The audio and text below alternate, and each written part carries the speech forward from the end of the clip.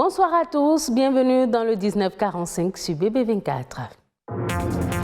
Il faut agir pour assurer la sécurité alimentaire dans le monde. C'est un appel de la FAO ce 16 octobre, Journée mondiale de l'alimentation. Un appel qui permet de faire l'état des lieux au Bénin. Le pain, c'est aussi un aliment prisé des consommateurs. Ce 16 octobre lui est dédié. Les pâtissiers et boulangers sont à l'honneur.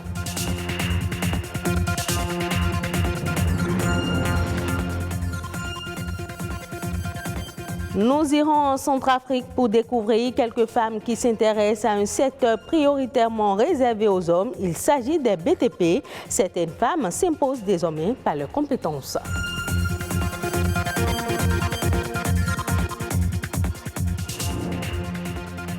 L'Organisation des Nations Unies pour l'alimentation et l'agriculture célèbre ce 16 octobre la Journée mondiale de l'alimentation. C'est un appel à agir pour assurer la sécurité alimentaire dans le monde.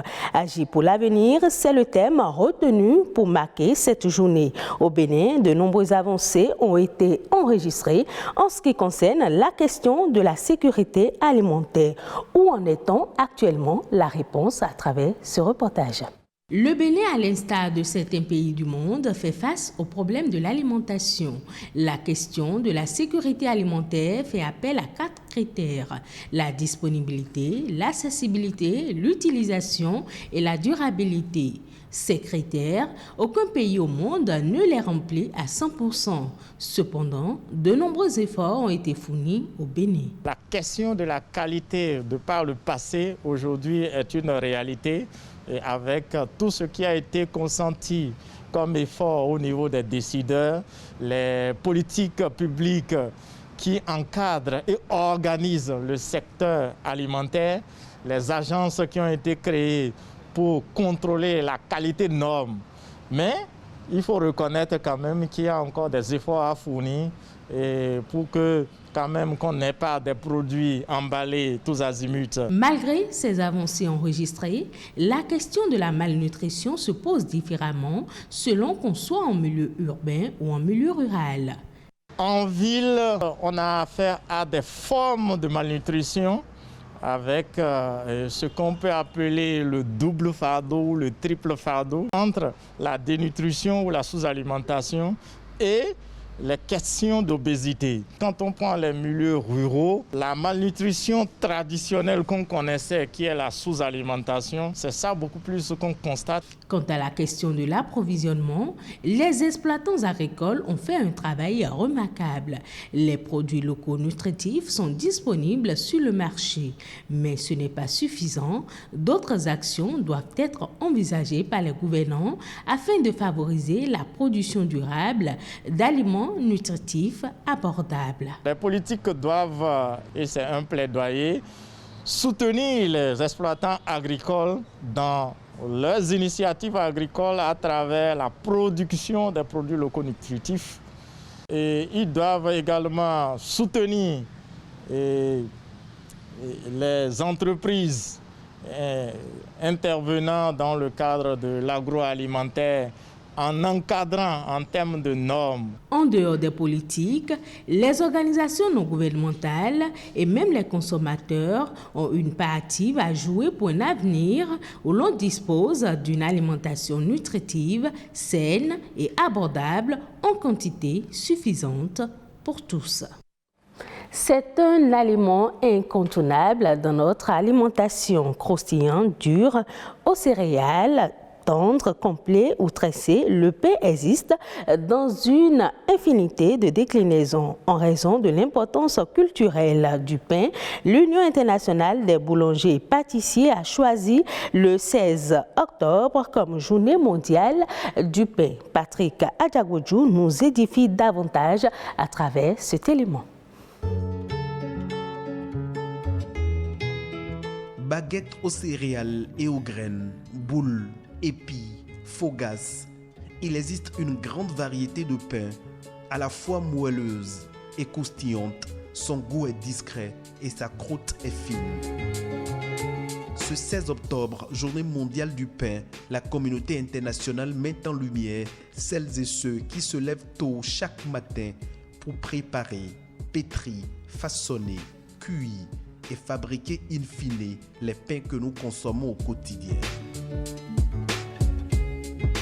Le pain, aliment de base traditionnel de nombreuses cultures dont l'origine est très ancienne. Il est fabriqué à partir de la farine, de l'eau et contient généralement du sel. D'autres ingrédients s'ajoutent selon le type de pain et la manière dont il est préparé culturellement d'un pays à un autre. Si la baguette de base se compose essentiellement d'eau, de farine, de levure et de sel, on pourra ajuster la recette en fonction des différentes formes et du goût qu'on souhaite lui donner. Du point de vue nutritionnel, le pain est un aliment à consommer à satiété et à toutes les occasions possibles. Il est recommandé par les agents de santé car conseillé pour ses apports en glucides complexes, en protéines végétales, en fibres et pour sa faible teneur en matières grasses.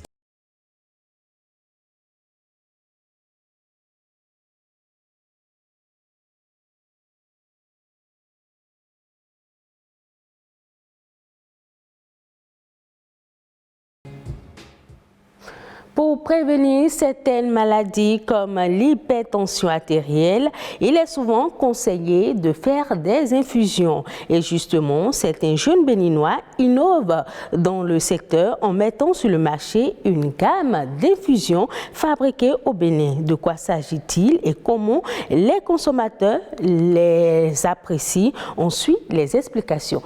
Le marché a été un peu réticent au départ parce que le Béninois n'a pas l'habitude de consommer du thé après le repas par exemple. On a l'habitude de prendre des boissons fraîches.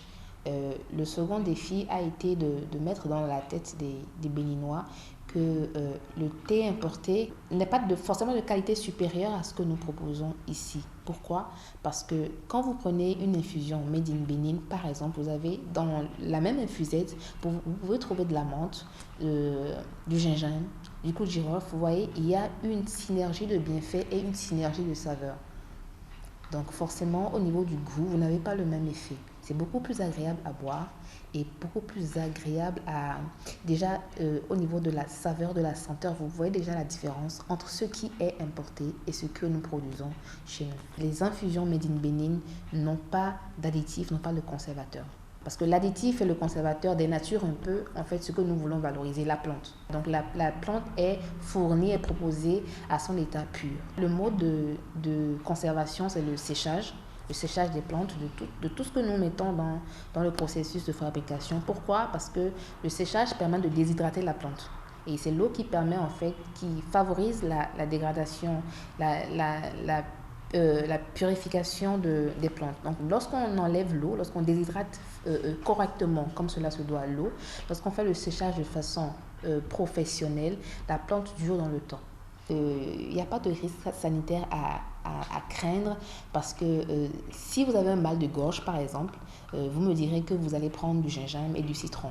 Et là, vous ne me parlerez pas de dosage. On sait qu'à coup sûr, ce sont des ingrédients naturels qui n'ont pas d'effet néfaste sur la santé, mais tout de même, pour les infusions, puisque nous sommes des spécialistes, nous avons un dosage que nous respectons par infusette afin qu'il n'y ait pas de problème d'indigestion ou d'intolérance à l'un ou l'autre des ingrédients.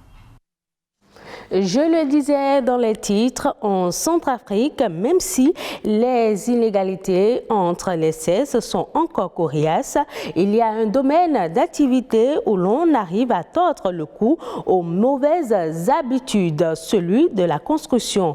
Même si la plupart des chantiers sont dirigés par des hommes, certaines femmes s'imposent désormais dans le secteur. Le reportage de nos confrères de France 24. Une pierre après l'autre, la capitale centrafricaine retrouve sa fameuse coquetterie après des décennies d'instabilité politique. Comme ici à l'université, les chantiers fleurissent dans tout Bangui, exécutés et dirigés par de nouvelles mains. Si ce n'est pas au niveau ici, ça va dérégler le travail, quoi. Evodi a 23 ans à peine. Elle est l'une des rares femmes ingénieures civiles du pays.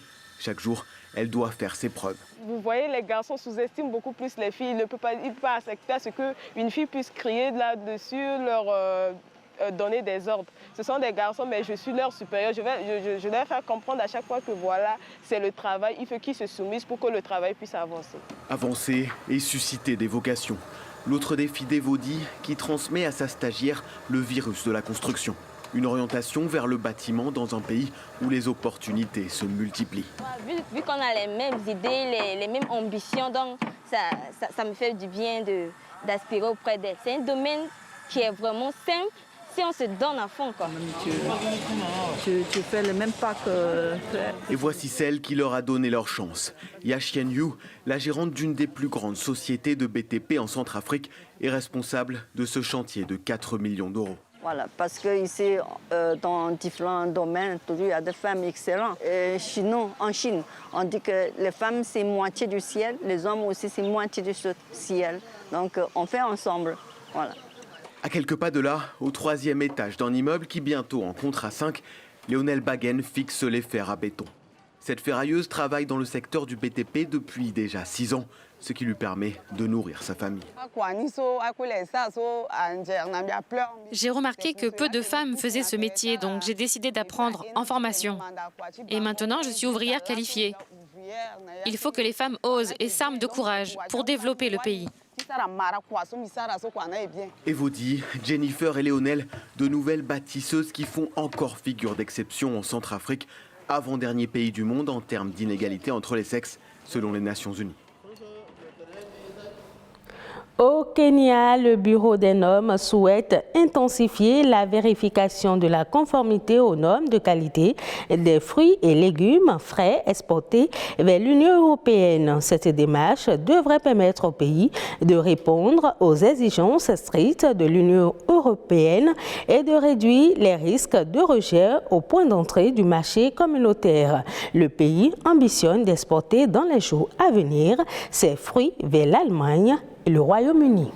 Et ce sera tout pour cette édition. Merci de l'avoir suivi. Retrouvez ce journal sur le site de l'ORTB, www.ortb.bj. Passez un agréable week-end en compagnie de nos programmes.